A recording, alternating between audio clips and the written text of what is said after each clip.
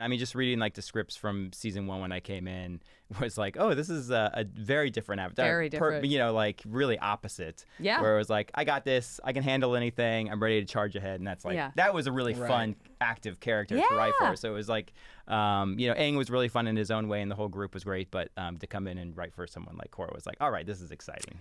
Well, you did an amazing job. And I will say, and I can't imagine how I'm going to get in trouble for this, but I think they would agree. But I do feel that book 2 might be a little funnier than book 1.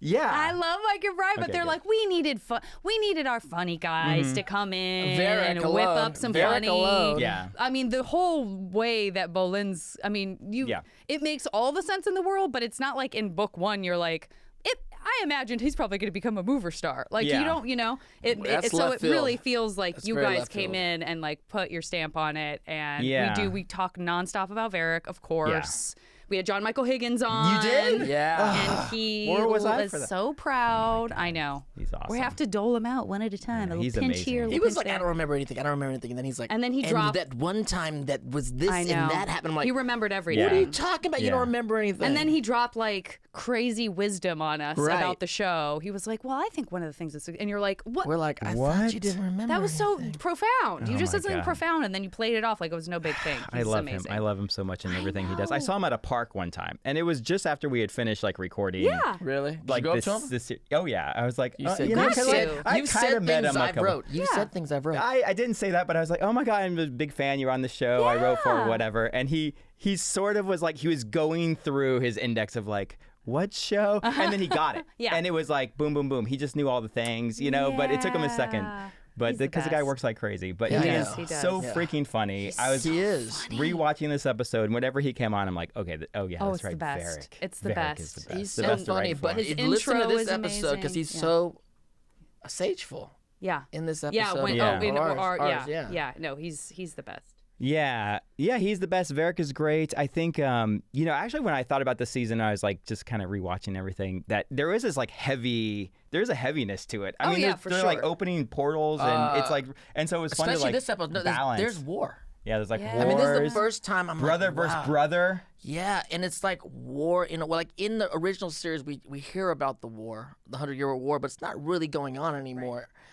And the characters are in their own wars, but when you watch, especially this episode, and we're going forwards, they're in a war. The Civil War is happening. It's sad. There's a sadness to war. Yeah, absolutely. And yet, it's a funny episode. And yet it's a funny episode. That's the balance that we're talking about, that we love about the show. Both series they don't pull any punches, and they go super deep, and they ask really tough questions and tackle really tough things, and then are also like charming and hilarious and lovely. So it's great. It's great. You did such an amazing job. I can't wait to get into it. Do you have, so we talked about favorite characters in terms of obviously Varric. Are there other characters that you like really liked exploring? Not necessarily, they don't even have to be the funny ones. Were there characters that you were like, I really like? You just like took off the table the best character. We talked about him already. That's all. Aside from that one, who's clearly everyone's favorite. Maybe it's fun to write for the kids, because I know right now.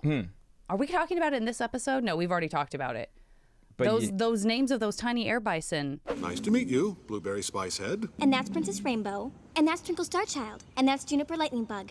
Oh, yeah. I'm pretty sure that was based on like stuff your daughter named things. Yes, that's and, like, right. Blueberry Spicehead and Rainbow. I was watching a lot of My Little Pony at the time. It sounds like My Little Pony. It shows.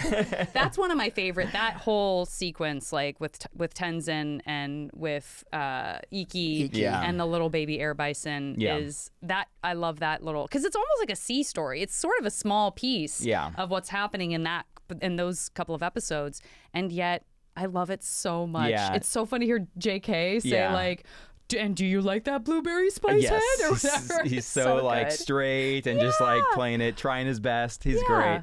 You like that, don't you, Blueberry Spicehead? Yes, you do. Like what you saw? Well, that was just the tip of the iceberg. Full episodes of Avatar Braving the Elements are available right here on the Avatar Legends YouTube channel or wherever you get your podcasts. And catch more Avatar, The Last Airbender, and The Legend of Korra on Paramount+. My era's not over yet!